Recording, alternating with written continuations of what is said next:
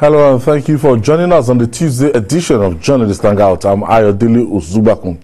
Today on the program, Lagos EndSars panel submits reports, had 186 petitions and awarded 409.7 million naira to 70 petitioners. Bandits execute 15 persons in Sokoto, attack Zamfara village for failing to pay levy. And later on the show, President Muhammadu Buhari approves fresh 651.1 billion naira bailouts for states as governors meet over Paris Club refund. I'll be hanging out with Mojid Jamiu, Asukwo James, and Babajide Kolade Otitoju will be joining us somewhere from the northeast. So if you are ready, let the hangout start now.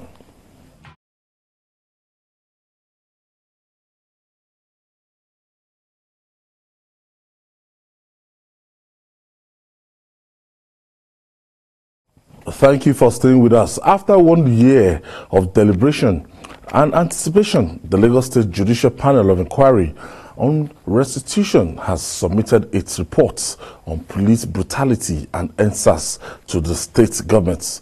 The panel, chaired by retired Justice Doris Okobi, said 186 of the 252 petitions submitted were treated, while 409.7 million naira was awarded to 70 petitioners. Now, Governor Babajide Sanwo-Olu, who received the report, promised a white paper to implement the recommendations. Let's share the story with you.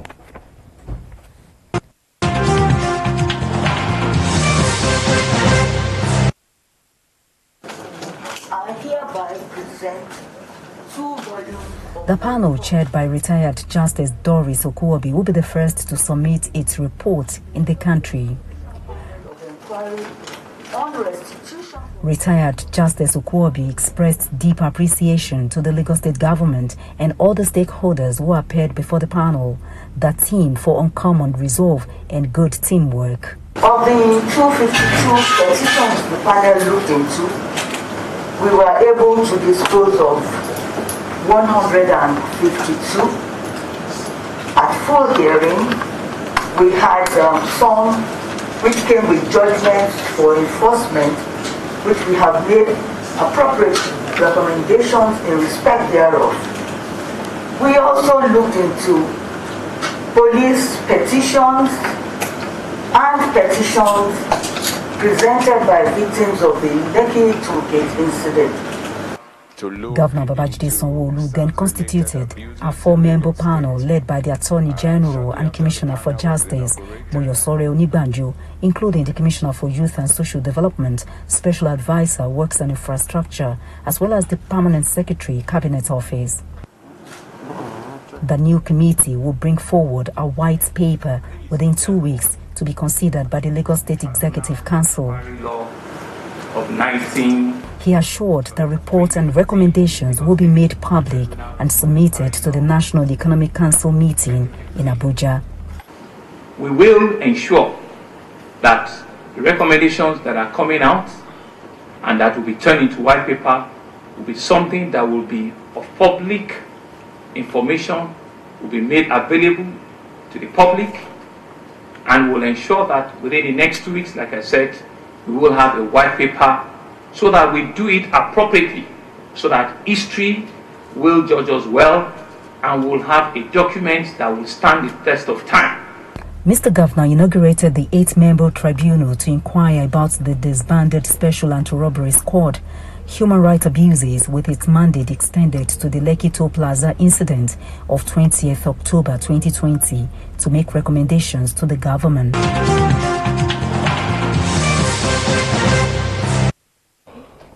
Done and dusted, gentlemen.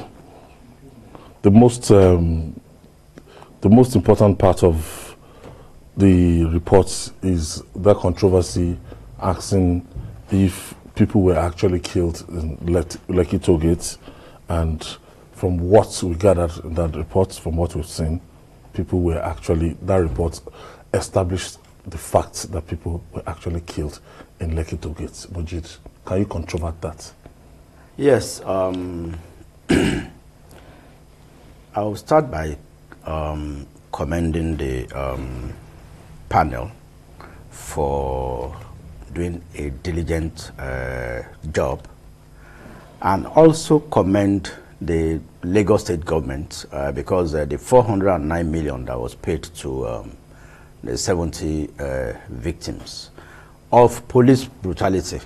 You know, there are two aspects. Like, we are forgetting that there are two aspects of the EndSars.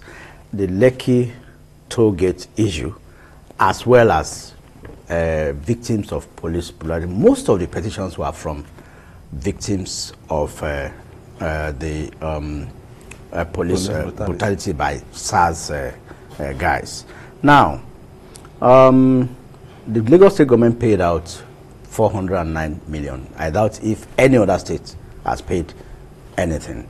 Now, then the Justice Doris Okuobi actually said that there was no interference from the Lagos State government during the proceedings.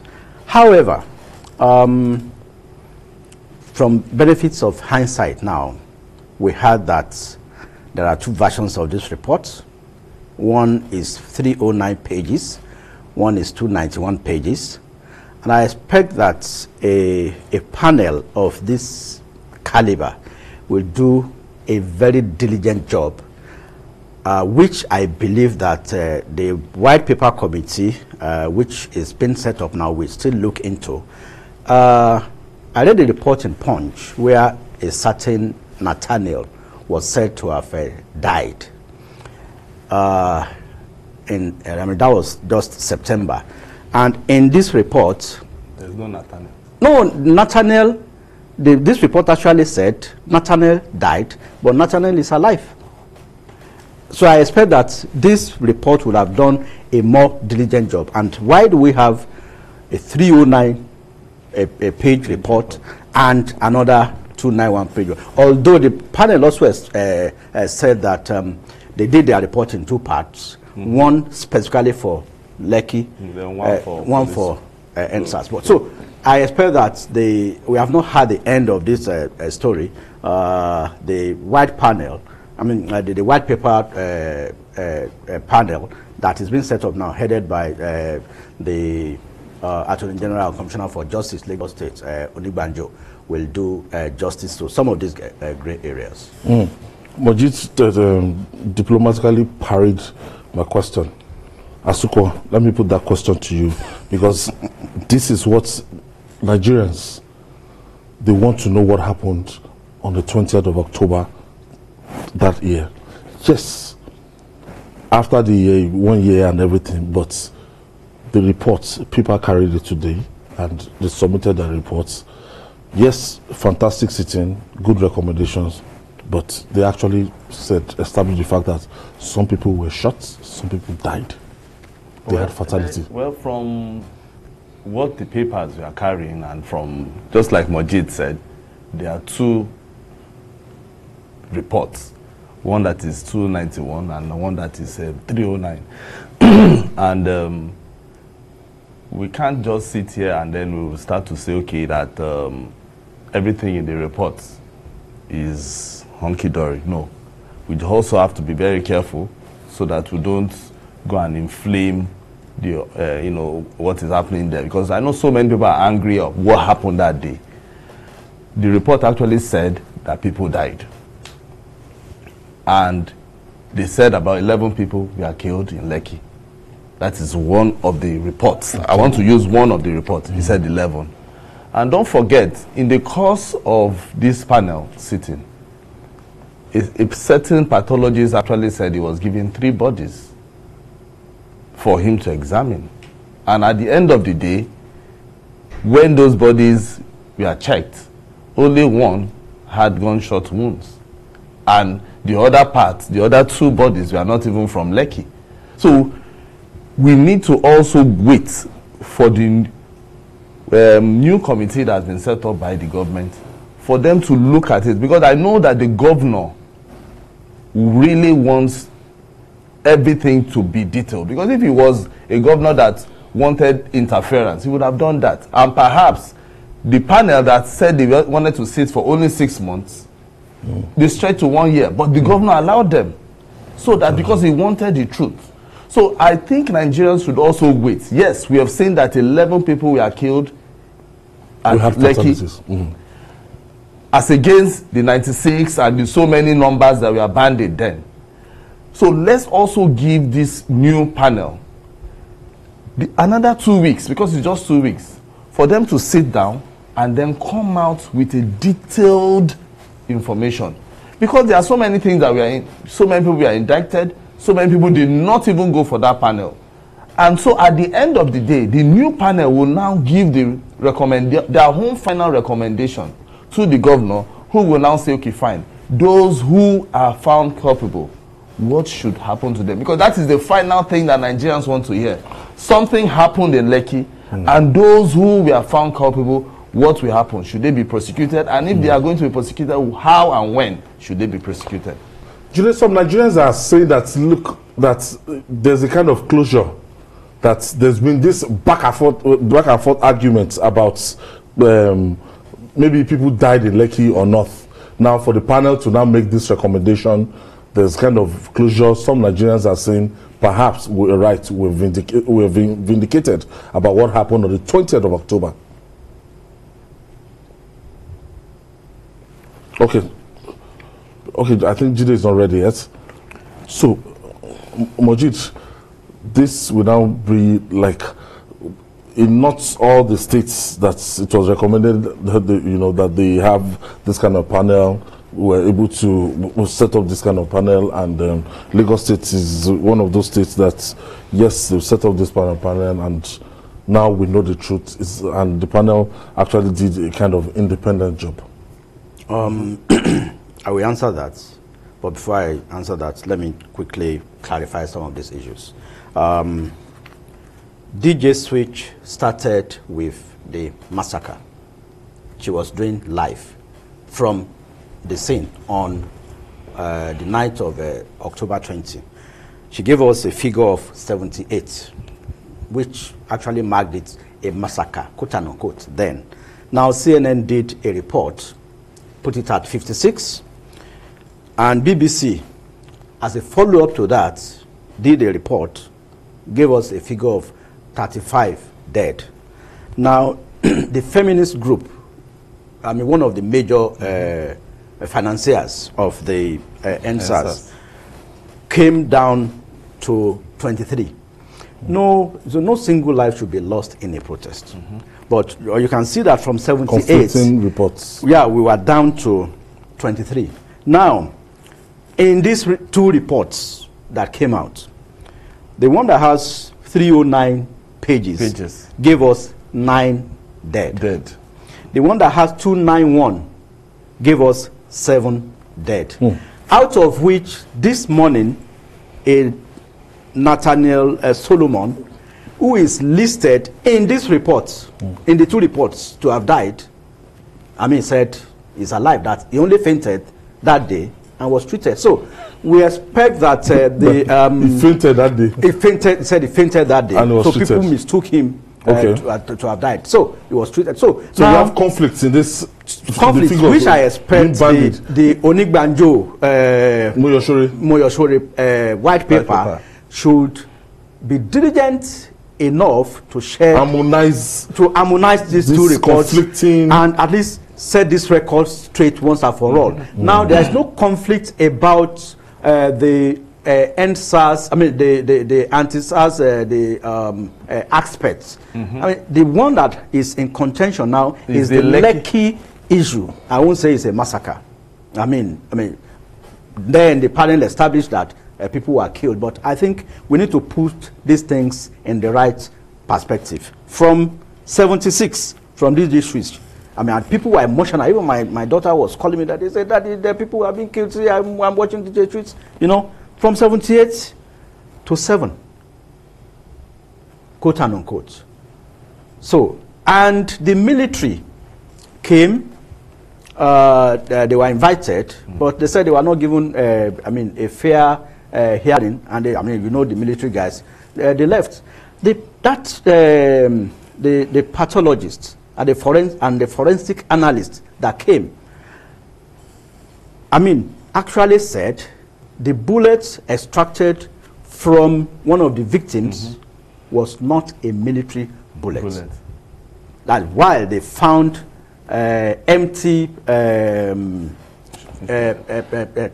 barrels, empty cartridges, of military bullets on the floor, but the one they saw on one of the victims was not. So all these things, we expect the white paper panel, which I think Nigerians should exercise a few more, 14 days of patience to see how we get to the end of this matter. As well, we've had events like this, and governments will set up a panel, and the panel will become, something very dramatic. And at the end of the day, I'm afraid the recommendations, implementation. So, part of,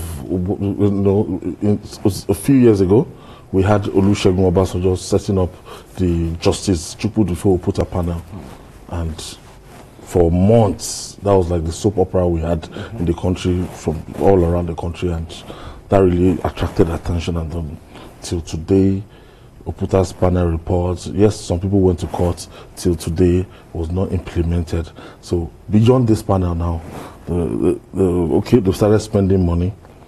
They started carrying out some of the recommendations, but I read particularly Ebun Adegborougha SAN's advice to the Lagos State government that they should ensure that the recommendations and everything here, that they implement it to the latter. Yeah, there's something that the governor said yesterday. He said it is the beginning of the difficult process of proper reconciliation and restitution. The governor that I see will not want to sweep this under the carpet. With the action so far? Yes. Because they've been paying. For him to have given that panel the freedom. In fact, yesterday he was saying that is the second time. No, for him to even put to be there. To be there. Yeah. Somebody who everybody knows is a radical. He's a critic. He's a critic of the government. Shows that he really wants transparency. And he knows that anything that is coming out, the recommendation that is coming out from that panel will be taken into, as in, will be done. So I want to believe, Ayo, that the governor will not want a situation whereby something from the panel, the recommendation from the panel, will not go the full org. For those who are found culpable will not be prosecuted, or for those who are found will be shielded. No. The governor is out to make sure that what happened in Lagos does not repeat itself again. Because so many lives are lost. Lives are lost, whether 7, whether 9, even whether if it's 11, just 1. Even if it is 1. The governor will not want to shed anybody's blood. Yeah. Nobody. Those are people's families. Those are people's parents. Those are someone's brother. So the governor will also want a situation whereby those who are found culpable are being prosecuted. Ayo. Okay, Babajide, I don't know, what's your take from this panel? And Justice Doris Okobi-led panel. They received 186 petitions of the treated 186 petitions of the 252 petitions submitted.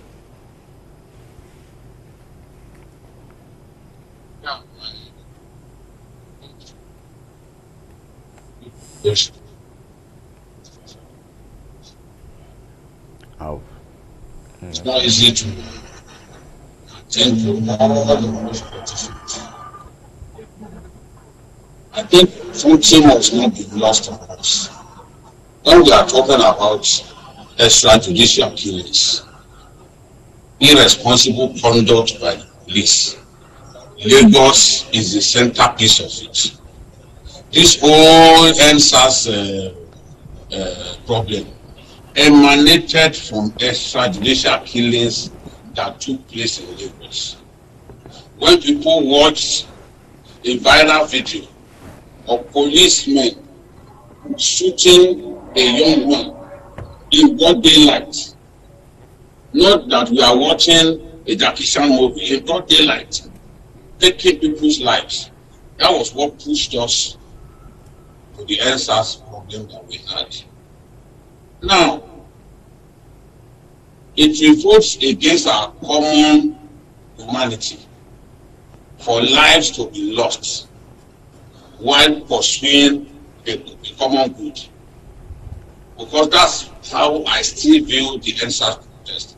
Well, the goal ab initio was not to set the country ablaze. It was meant to draw attention to police brutalities and responsible killing of people. So ultimately, well, so right now, if the report is out, but the report has left many questions unanswered. We expect that the white paper drafting committee will be able to help us clear all of those areas.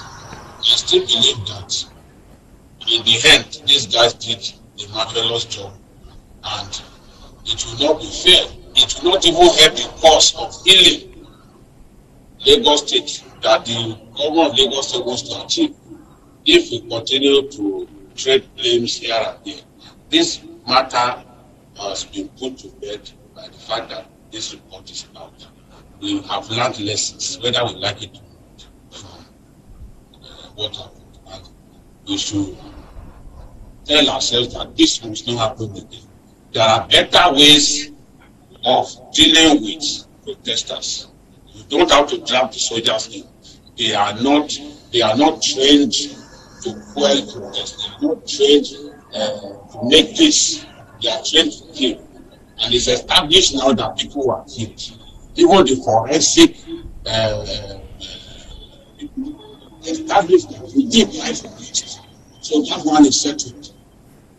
Where the bullets came from, well, maybe in future that will be resolved. But bullets were fired.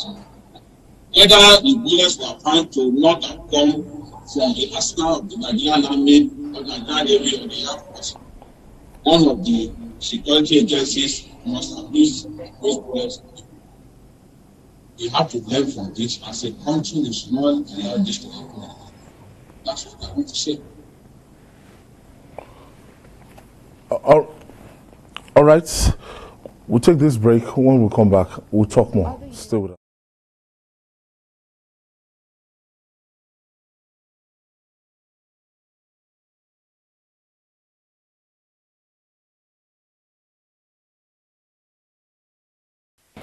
Journalist Hangouts, we're reaching you from Lagos, Nigeria, and I still have Moji Jamiu, Asuko James, and Babajide Kolade Otitoju is somewhere in the northeastern part of the country. Gentlemen, wrapping up on this.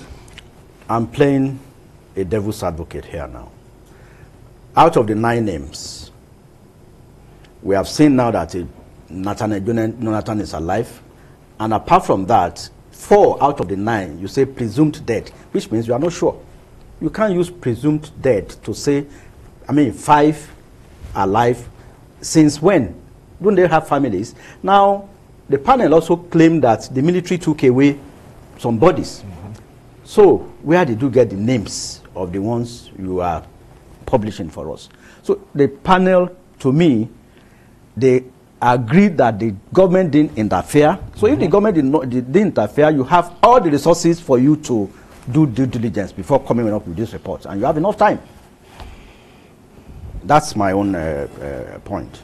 Yeah, just like Mojit said, we don't want a situation where people would become angry over whatever that is out there. The recommendations are out. But let's give this government another 2 weeks grace for them to come out with something proper. So that at the end of the day, we'll now know that, okay, fine, this is what really happened in Lekki and as well and in Lagos. All right, moving on now. It is saddening to note that mindless killings by bandits in the northwest continue unchecked. In Sokoto State, armed bandits killed about 15 people in Goronyo and Ilela local government areas of the states. Governor Aminu Tambuwal, who confirmed the attack, said 12 people were killed in Ilela, while 3 lost their lives in Goronyo. Meanwhile, bandits on Sunday night carried out a punitive attack on a community in Safe local government area of Zamfara State over failure on the part of residents to pay 3 million naira levy imposed on them. According to residents, the bandits raped women, abducted 6 people after looting the village. Mujit, paying levy within this sovereign Federal Republic of Nigeria, you are not the local government, you are not the state government, you are not even the federal government, and some non-state actors are actually tasking Nigerians. This is a big joke. You know where we start from, AY? When the bandits got to one of the villages in Ilela, the substantive district head, they told him to stand up.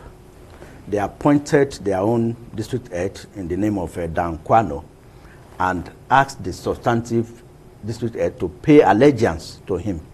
And we've gone 13 bandits. The man had no choice. So it is as bad as that. But one thing that is paining me now is the fact that the governor of Sokoto State, Tambuwa, announced just before he presented his budgets to the House of Assembly on yesterday that 15 lives were lost as a result of the activities of these bandits, who claim that the residents were not paying levies. If you refuse to pay the levies and you refuse to accept their own appointed zonal district head, they will kill you. 15 people died, 13 in Ilela and 2 in Guarno. Now the police is saying that that thing didn't happen. I mean, you are saying that the governor, who is the chief security officer of the state, I mean, does not know what he's saying. When these bandits are levying people, I mean, they will tell you, this community go and contribute 3 million and bring it on a monthly basis. Even the Minister of Information was quoted as saying that for that fact that they are collecting these levies, that does not mean they are holding anywhere.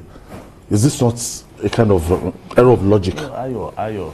I'm not holding a base. I don't have any control over any area. I will just come and I will just tell people, bring money, and they will bring money. Ayo, let me tell you. And they're not in control of that place. Maybe the minister maybe have to take maybe a trip to these places. Then he will understand. These guys, our Nigerians living in this local government, are all afraid. They are now paying allegiance to these bandits because these bandits are taking control of their communities. In fact, the one that happened was 100 bandits going to attack this Griyom that we are talking about. Attacking communities, asking them for this 3 million. They ask you for 3 million. If you give them anything less, that is when they will burn down the whole community. That is what is happening. Sometimes it's not even a guarantee that even when you pay these levies, they will keep you alive. And we don't have people that can repel them. How? And they are also they are meant to be under the protection of the Federal Republic. So even when you call the Commissioner of Police, you call anybody, their phones are usually switched off. Because even they don't even know how to even deal with the situation. In Zamfara, it is only Gozo, the state capital, that is safe. That is it. Because these guys now, they have taken shelter around these communities. In fact, let me shock you. In Zamfara, bandits now come with good cars, latest cars. They go into a binge. Normal parties, they do parties. Why? Because they have enough money for them to spend. And when they finish, they go back to the forest. Some of the people in Guzo, they know that if somebody is coming from the forest, they smell. You know, when you stay in a particular place in the forest for a very long time, you have this odor that comes out of you. So once you are passing, they know. And they don't look at, if you dare look at a bandit that you know in quotes, that is an alleged bandit, you are in trouble. So you just know that, okay, this person is coming from the forest. So Our Nigerians are not being protected in these areas. Okay, that is the biggest problem. If the primary responsibility of any government is protection of lives and properties, and we are not able to guarantee these people, because it's not the Federal Inland Revenue Service that is asking them to pay 3 million naira. How can bandits be asking people to come and pay 3 million naira?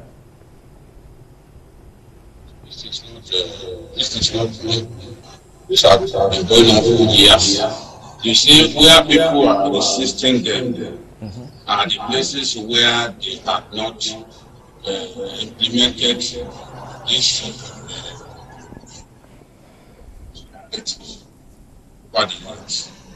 people in Katsina are already used to bandits, they are already used to bandits living families, living villagers. They will tell you ahead of time, you are coming to a village, if you don't pay on that day, they will show and set your village and loot your goods. So people are already used to driving them in a state of peace. Babajide was doing that in many communities. So, and in exchange for protection, people will pay them, and no other bandit can come to the area to harass them. So, people would rather pay them so that they can access their farms. Otherwise, they will harvest your produce by themselves, and then you lose all of that year's hard work. So people don't want to see that happen. So whatever they ask for, they simply give them. Now, remember that when the bombardment escalated, when the army escalated the bombardment in Zamfara, it was at that time that they moved to some parts of Sokoto, that is along the border of the Niger Republic. It is strategic that they proceed to do an operation along the border of the Niger Republic. All of those communities that are here, they are along the border of the Niger Republic, whether it's in now, if you come for them, they simply move into the Niger Republic. And I've always said the Niger Republic is like a failed state. So many things are happening. Rebels are coming in from Mali, taking territories inside the Niger Republic, and Nigeria is the worst of it. Right there in Goroyo and other places where they are operating now, they are also able to use the telco services of Niger Republic. Although it's a little expensive, but they have got the money to use the telco services of that country, and they'll be able to communicate and negotiate for ransom within our own country. So at the end of the day, the idea of people shutting down telco services from this area has been defeated. So we are going to question our security forces. You cannot say that you do not know where these guys are. You can't explain that. They are living communities in some cases, a small hamlet, you tell them to pay as much as 300,000. And if you don't pay, they will come for you. So the areas that they've boxed themselves into now, why don't we just go there and take them out? These guys still have their camps in the forest of the northwest. What are we waiting for? Sokoto, where people are being killed like fowl, is the home state of the President Chief of Army Staff. It's from boarding and local government in Sokoto State. How much longer is he going to watch his people being wasted in this manner?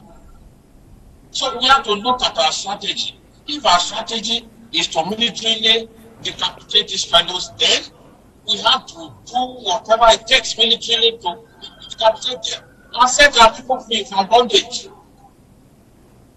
But then we jubilate too early. The other day we were posting as if they are defeated these baddies. They will say all kinds of things.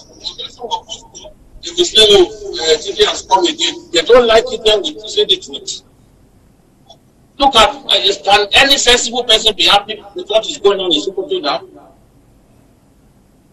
Just killing our people anyhow. And a lot of these people on the killings, they are not even Nigerians. They are foreigners operating freely within our country.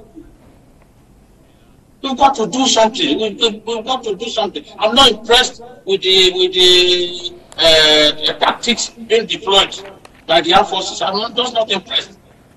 We said we have stopped telco services. In Kaduna, they are still able to pack 62 worshippers in one day and take them away. Are they not going to drive through the roads? And unfortunately, now even to raise alarm is a problem because in most of those places, you can't access telco services. So it could be 3 or 4 days after attacks have been launched that we'll get to here. So how do we then rescue people when they've taken them away for like 4 days? All right. So we really have got to do something. This is getting out of hand.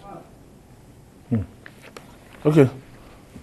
And finally on the show, another financial stimulus is on the way for states in Nigeria.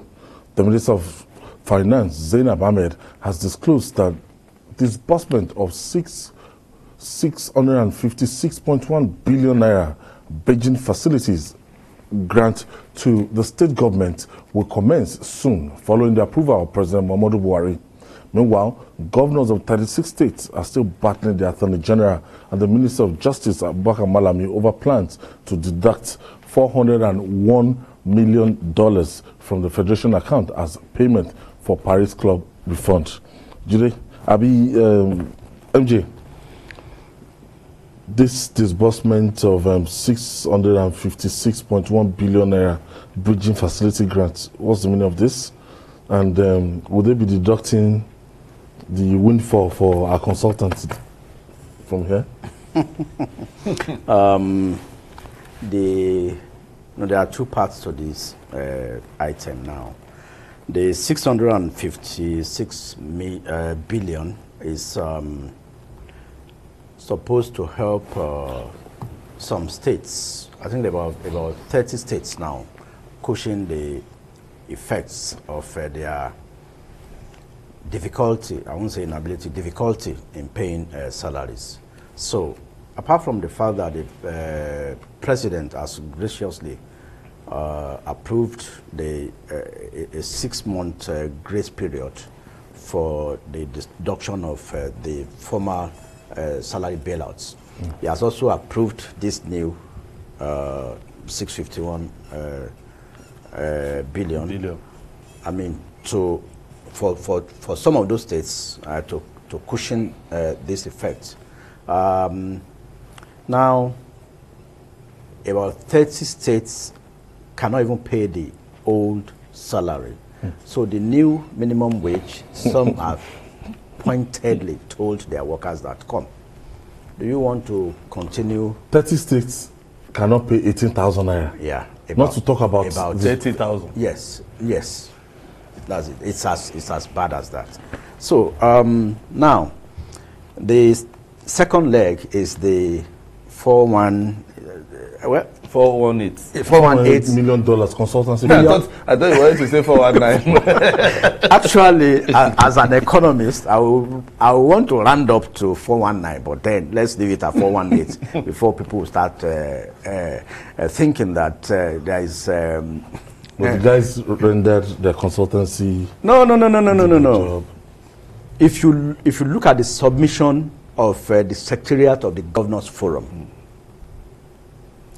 I mean, I listened to the chairman of the Governors Forum, Dr. Kaudi Fahimi, last week. I mean, in a cross interview with Malami.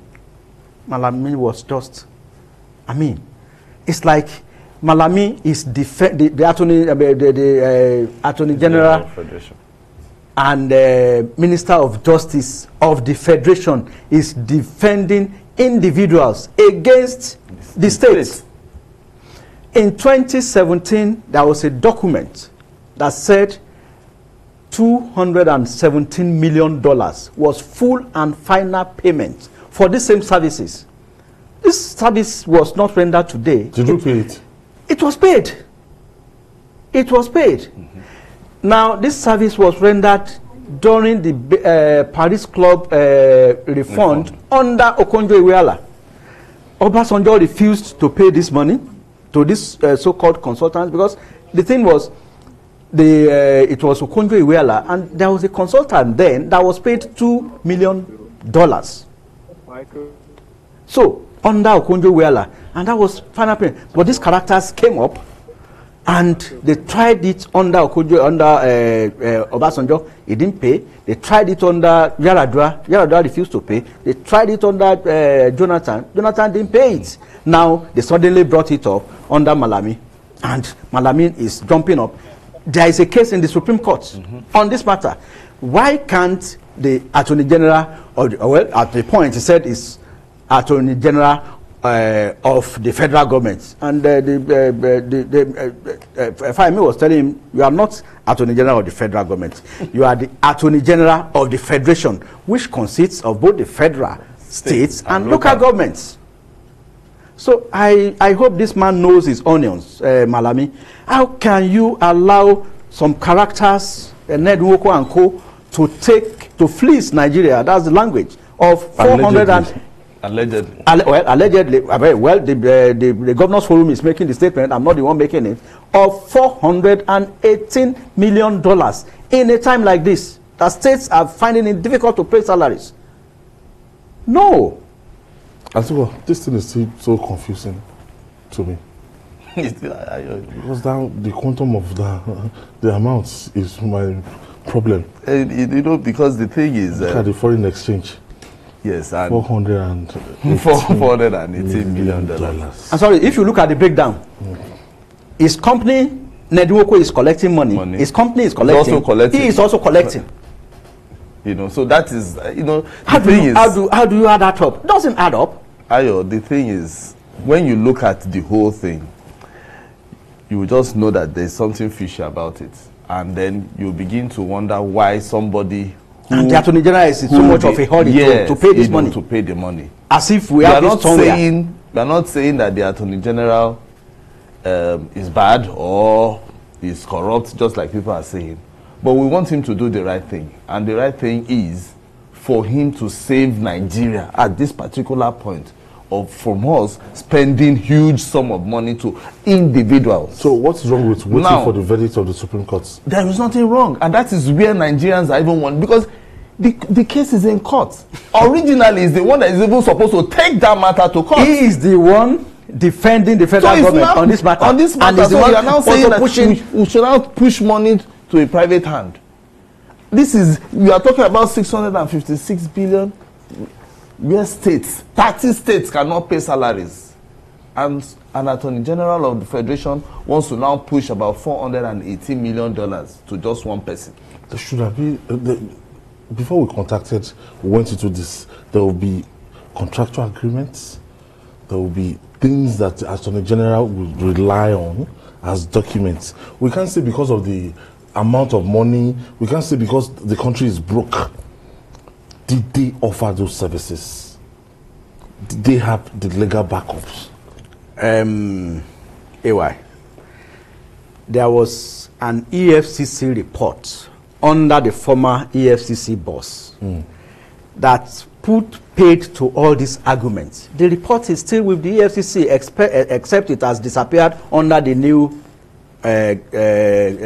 kid on the block at the EFCC, that said that there was a full and final payment in 2017, that this new claim of 418 billion is fraudulent, that the matter should be laid to rest. So now, why the states are fighting this, you know, it's not as if they like us that much, but there is a $750 million facility from the World Bank that the World Bank gives to states who are able to show transparency in about 19 areas. I mean, it used to be 22 areas, but 9 areas now. They call it transparency, physical transparency, accountability, and sustainability, that you are able to sustain yourself. So states that are able to pass their budget at the same time get an incentive, before December. And state House of Assemblies that are able to conclude their budgeting process judiciously, in stipulated time, without being forced by the executive arm. Now, one of those issues is if a governor brings his budget to the State House of Assembly now, you must work on it for at least 2 weeks So you have to wait for the various committees in the House of Assembly and even the National to look at it. So there's an incentive for that. So states don't want to lose such incentives. There's an incentive for how you match, how you meet up with the SDG, the Sustainable Development Goals. All those things, there are incentives. It's embedded in the $750 million which the World Bank is giving to states. So you weigh $750 million that could go to all the states of the Federation, and you now weigh $480 million that want to be fleeced allegedly by an individual. I mean, who is been, who our Attorney General is so much in a hurry to pay. And it's, I mean, there are reports that the Ministry of Justice is quick to pay judgment debts now. I mean, under this dispensation. Okay, this controversial deduction of $418 million from the Federation accounts as payment for the Paris Club this thing is getting so more controversial. Let me start by saying there is nothing wrong in paying judgment debts. For example, when Obasanjo ordered the invasion of Odi, and the people there were massacred by soldiers, they took the government to court, and there's a judgment debt that I am not aware has been paid. When people sue the state and they secure judgment against the state is obligated to pay that judgment debt. So that way, there's nothing wrong in paying judgment debts. But in this case, why I'm kind of disappointed is the fact that this case is in court. Why the indecent haste to pay when you could just allow the court process to run its course before even the first set of deductions that were made? The case was in court. When we appealed to President Buhari to withhold his directive that the finance minister should pay, what we cited at that time was the fact that the case was in court. And the governors have always said, look, let us exhaust this court process. No one is saying that, look, whatever happens, you must not pay. No one will say that. But if the case is in court and the governors are saying, let us establish that these claims are genuine and these claims are valid, you need time to be able to establish through your forensic accountants and the rest of them that these guys have genuine claims to the money. But if you do not allow time to discover whether those claims are valid and you just want to hurriedly pay, then Nigerians will ask the question of what's going on. Do you have a special interest in this? I don't want to believe that there is a special interest that is motivating the Attorney General to take this stance. But let him allow the court process to be exhausted. Just last week in Abuja, again, the governors got a court order that the deductions that had already begun at the level of FAC should stop.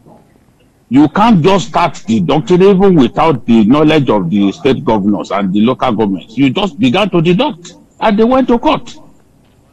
So the Attorney General has to be careful the way he handles these matters. Otherwise, people will see him as more than an interested party. And I'm not sure that's how he wants to come across to Nigerians on this matter. Exactly. For your final submission, this is? Just like Babajide said, I think the Attorney General should just allow this matter to get to the Supreme Court, and then the learned justices, should be able to handle this matter. Because the way his name is always coming out in the different issues, it doesn't all go well for us, because he's our own Attorney General, So we appeal to him. Let him not be, in quote, an interested party in it. Let the case that is already in the Supreme Court, go the full org, and then everybody will know. If we need to pay, anybody will pay. Nigeria is ready to pay. Majid. Yeah, on the same page with Asuko here. Our Attorney General should be seen to be defending the interests of the Federal Republic of Nigeria, not giving a soft gel to the interests of individuals who, especially when we have a case on the matter in court, and he is the one defending the federal government. Well, thank you. Babajide Kolade Otitoju, Jide left Abuja, is somewhere in the northeast. Jide, be safe, please. I don't know if he's still there. Thank you for your contribution today. Thank you.